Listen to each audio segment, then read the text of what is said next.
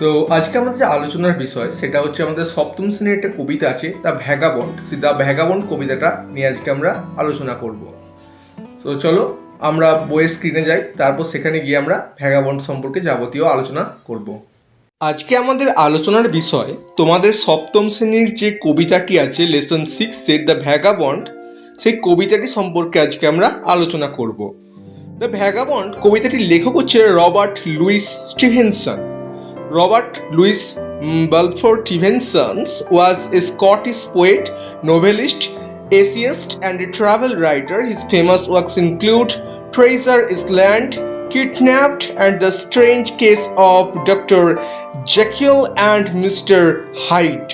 তো এই যে রবার্ট লুইস বালফোর স্টিভেনসন্স, এই মানুষটা যে একজন স্কটিশ রাইটার, অর্থাৎ স্কটল্যান্ডের মানুষ, তার জন্য এনাকে স্কটিশ বলা হচ্ছে। তিনি একজন কবি, একজন সাহিত্যিক, উপন্যাসিক এবং তিনি ভ্রমণ বিষয়ক লেখক। তো তার লেখা বেশ কিছু উল্লেখযোগ্য লেখা হচ্ছে treasure Eastland, kidnapped, and the strange case of doctor Jekyll and mister hide. এইগুলো হচ্ছে ওনার লেখা বেশ কিছু বৈশিষ্ট্য। দ্য ভ্যাগাবন্ড কবিতাটি পড়ার আগে আমরা একটু ছোট্ট করে জেনে নিই ভ্যাগাবন্ড কারা। তো ভ্যাগাবন্ড হচ্ছে সেই ধরনের মানুষ যাদের নির্দিষ্ট কোনো জায়গা নেই। ভ্যাগাবন্ড মানে হচ্ছে যাযাবর। তো তোমরা যারা ইতিহাস পড়েছো, ইতিহাসের ক্ষেত্রে তোমরা এইটুকু তো অনেক আগে থেকে তোমরা জানো যে প্রাচীনকালে মানুষও একটা সময় যাযাবর ছিল, কারণ সেই সময় থাকার জন্য তাদের নির্দিষ্ট কোনো জায়গা ছিল না এবং তারা খাবারের প্রয়োজনে এক জায়গা থেকে অন্য জায়গায় ঘুরে বেড়াতো।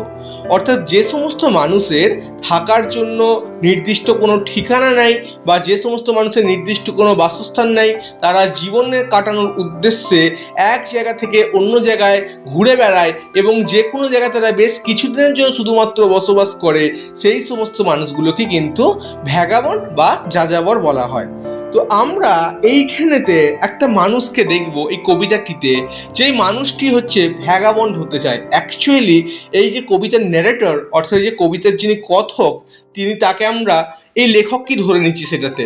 কারণ আমাদের যে এই লুইস স্টিভেনসন্স, এই মানুষটা কিন্তু ট্রাভেল রাইটার ছিলেন, অর্থাৎ তিনি তার ব্যক্তিগত জীবনে অনেক জায়গায় কিন্তু ভ্রমণ করেছেন এবং তার ভ্রমণের অভিজ্ঞতা নিয়ে কিন্তু তিনি বিভিন্ন ধরনের লেখালেখি করেছেন। তো তার এই যে দ্য ভ্যাগাবন্ড কবিতাটা, এই কবিতার মধ্যেও কিন্তু আমরা এতটুকু কথা বলতে পারি, তার যে লেখা, এই লেখাতে কিন্তু তিনি ভ্রমণ করার উপযোগিতা এবং তিনি এই গোটা পৃথিবীর কিন্তু সৌন্দর্যটা তিনি উপভোগ করতে চাইছেন।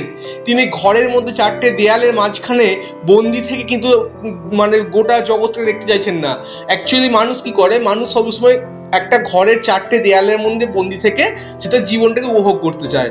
বাট আমাদের লেখক কি করছেন, তিনি এই পৃথিবীর যে অপার সৌন্দর্যতা চারিদিকে ছড়িয়ে আছে, সেই সৌন্দর্যতাটাকে তিনি কিন্তু উপভোগ করতে চাইছেন। যার জন্য তিনি ঘরের চার দেয়ালের মধ্যে নয়, তিনি প্রকৃতির মাঝখানে থাকতে চাইছেন, প্রকৃতির সাথে মিলেমিশে প্রকৃতির সৌন্দর্যকে তিনি উপভোগ করতে চাইছেন, যেটাই আমরা তার এই কবিতার মধ্য দিয়ে কিন্তু দেখতে পাবো। দেখো বলছে, give to me the life I love, আমাকে সেই জীবনটা দাও যেটা আমি ভালোবাসি। তার মানে কিরকম জীবন চাইছে সেটা আমরা কিছুক্ষণ বাদে দেখতে পাবো। Let the lave go by me, তো আমার ওপর দিয়ে ঝড় বয়ে যাক। Give the jolly heaven above and the byway nigh me, give me jolly heaven above, আমার উপরে থাকুক আনন্দ মুখর আকাশ। ঠিক আছে, জলি মানে হচ্ছে হ্যাপিয়েস্ট এখানে বলা হচ্ছে, বাট এখানে আমরা হচ্ছে খুশির স্বর্গ বলে হচ্ছে, হেভেন মানে স্বর্গ হয়, বাট আমরা এখানেতে কিন্তু বলবো আনন্দমুখর আকাশ।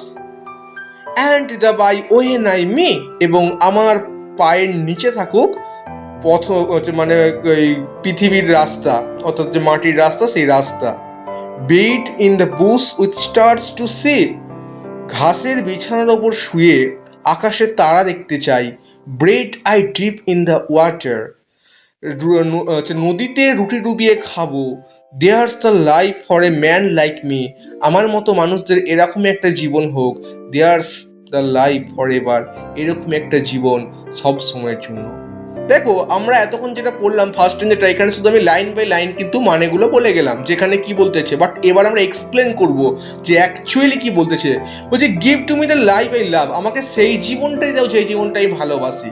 তো কীরকম জীবন কবি এখানে ভালোবাসেন সেটা আমরা যখন আক্ষরিক অনুবাদগুলো বাংলায় করেছি তখনই আমরা দেখেছি যে কবি কীরকম জীবন চান।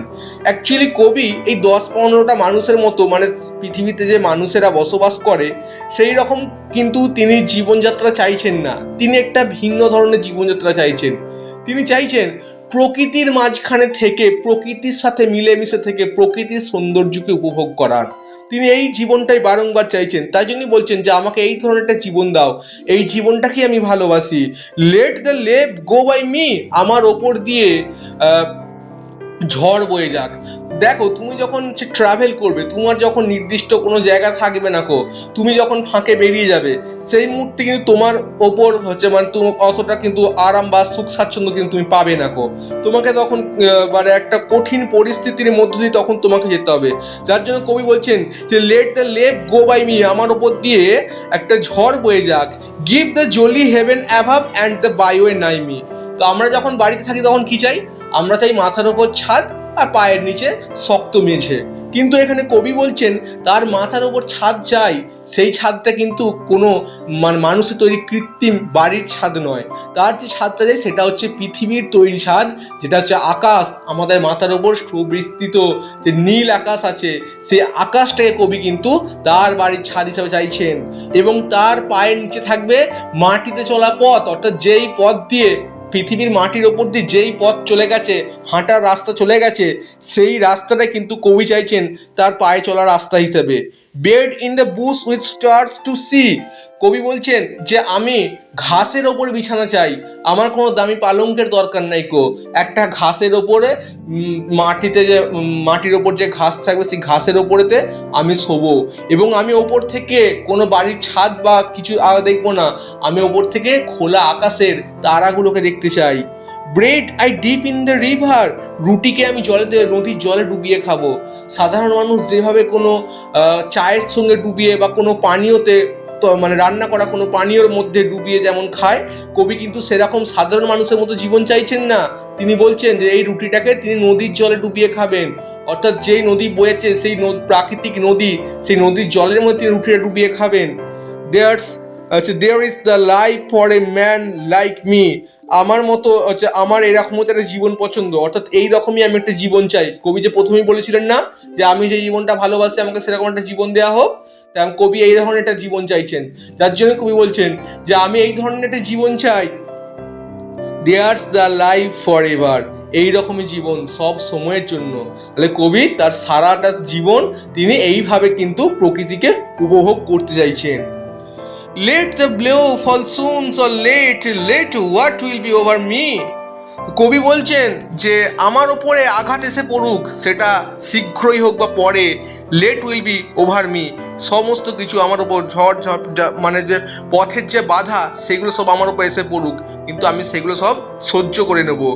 Give the face of earth around and the road before me, give the face of earth around and the road before me, অর্থাৎ পৃথিবীর যে এই অপার সৌন্দর্যতা, এই অপার সৌন্দর্যতাকে কিন্তু আমি উপভোগ করতে চাই। আমার সামনে থাকুক রাস্তা, অর্থাৎ কবির চোখের সামনে থাকবে পৃথিবীর এই অপার যে সৌন্দর্যতা, আর কবির পায়ের নিচে থাকবে কি না, কবির পায়ের নিচে থাকবে রাস্তা যেটা কবির সামনে দিয়ে এগিয়ে যাবে।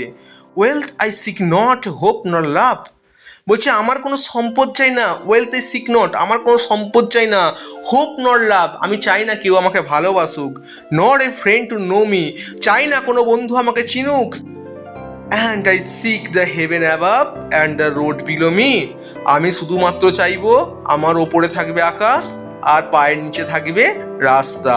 দেখো এখানে হেভেন মানে স্বর্গ, তোমরা হয়তো বারবার বলতে পারো যে দাদা এখানে হেভেন হেভেন করছো আর তুমি আকাশ বলে যাচ্ছ। অ্যাকচুয়ালি আমরা এটা দুটো অর্থে বলতে পারি, আকাশও বলতে পারি বা স্বর্গও বলতে পারি, বাট আমরা এখানে কবিতা কিন্তু প্রেফার করব যে এখানেতে কবি আকাশকে বোঝাতে চেয়েছেন, স্বর্গকেও বলা যেতে পারে, অত ভুল কিছু নয় কো। এরপর থার্ড স্ট্যান্জার বলছে or let autumn fall on me, Where applet I linger, silence the bird on tree, beating the blue finger. White as meal and frosty fields warm the fireside heaven. Not to autumn will I yield, not to winter even. হচ্ছে or let autumn fall on me. তো এইখানেতে দেখো তোমরা autumn মানে বোঝো শরৎকাল, but আমরা এখানেতে বলবো হেমন্তকাল, কারণ এখানে লেট অটম লেখা আছে। তো লেট অটম মানে হেমন্তকালের কথা বলছে। তো কবি বলছেন যে হেমন্তকাল আমার ওপর এসে পড়ুক। হোয়ার অ্যাপেলড এই আই লিঙ্গার, হচ্ছে খোলা মাঠের প্রান্ত দেশে যখন আমি থাকবো। তাহলে যখন কবির কাছে হেমন্তকাল আসবে তখন কবি কোথায় থাকবেন না খোলা মাঠের প্রান্ত দেশে, অর্থাৎ খোলা মাঠের মাঝখানে কিন্তু সেই সময় তিনি থাকবেন।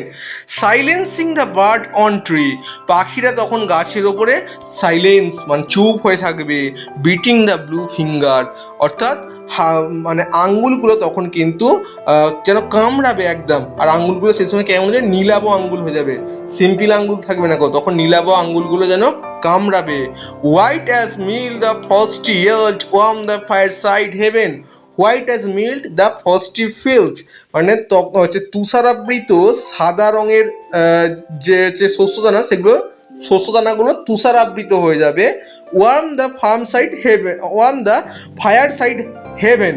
তো এই সময়ে তখন আমাদের ভালো লাগবে কি না, যদি কোনো হচ্ছে মানে ফায়ার সাইড, যদি কোনো আগুন জ্বালানো থাকে সেই সময় বসে কিন্তু আরাম করতে আমাদের খুব ভালো লাগবে।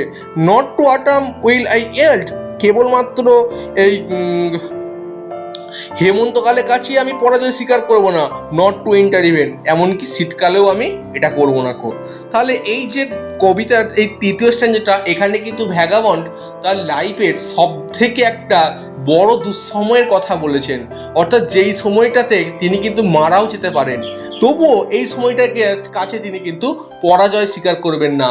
এই সময়টার কাছে কিন্তু তিনি তার আরামের জীবনটা এলিয়ে দেবেন না কো।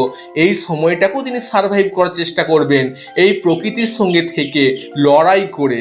সেটাই কবি বলছেন or let autumn fall on me, আমার কাছে হেমন্তকাল এসে পড়ুক। হোয়ার অ্যাপেলড আই লিঙ্গার, এবং সেই সময় আমি থাকতে চাই কোনো একটা মাঠের প্রান্ত দেশে।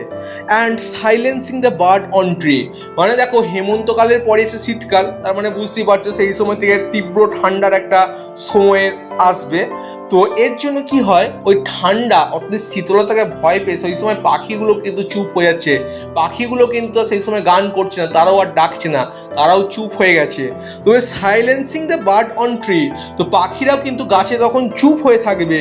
বিটিং দ্য ব্লু ফিঙ্গার, অর্থাৎ নীলাভ আঙ্গুলগুলো তখন মানে যন্ত্রণা বা আঘাত দেবে। এবার বিটিং দ্য ব্লু ফিঙ্গার, এটার মানে হচ্ছে শীতকালেতে যখন প্রচণ্ড পরিমাণে ঠান্ডা লাগে, দেখবে আমাদের আঙুলের ডগাগুলো কেমন একটু অসাড় হয়ে যায়, সেগুলো না প্রচুর যন্ত্রণা হয়। তো এইখানে কবি সেটাই বলছেন যে অত্যাধিক শীতলতার কারণে আঙুলগুলো কি হয় মাঝে মাঝে নীলাভ রং হয়ে যায়, এবং নীলাভ রঙের হয়ে গিয়ে সেটা যেন কামড় দেয়, যন্ত্রণা হয়। বিটিং মানে হচ্ছে মানে কামড় দেওয়া। তো বলছি অত্যাধিক শীতল আবহাওয়া তখন কিন্তু আমাদের আঙুলগুলোকে নীল হয়ে গিয়ে কিন্তু কামড় দেবে, যন্ত্রণা দেবে। White as meal the frosty field, এবং সেই সময়ে যে শস্যদানাগুলো থাকবে মাঠে বা জমিতে, শস্যদানাগুলো থাকবে সেইগুলোর ওপর বরফ পড়ে সেগুলো সাদা তুষারাবৃত হয়ে যাবে। Warm the fireside heaven, তো এই রকমের ঠান্ডা সময়ে প্রত্যেকটা মানুষ ও প্রত্যেকটা প্রাণী চায় একটু গরমের মানে গরম ভাবটা একটু পেতে চায়।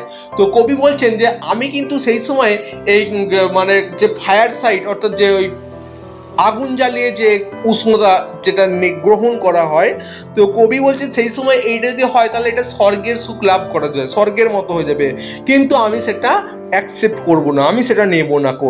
Not to autumn will I yield, আমি শুধুমাত্র এই হেমন্তকালের কাছে আমি পরাজিত স্বীকার করব না কো, আমি পরাস্ত হব না কো। নট টু উইন্টার ইভেন, এমনকি এই শীতের কাছেও নয়।